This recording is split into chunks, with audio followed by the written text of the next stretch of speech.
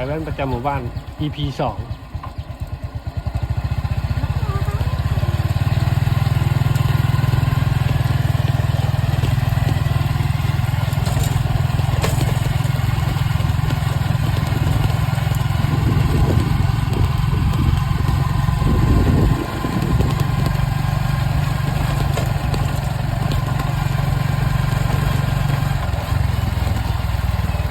ขึ้นเงื่อนเลยท่านโอ้ตีลังกาเลยท่านเลย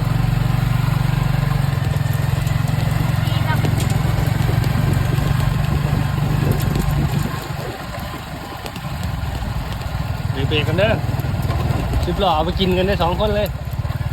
เบรกกันท่านเบื้องซ้ายเบื้องขวากัน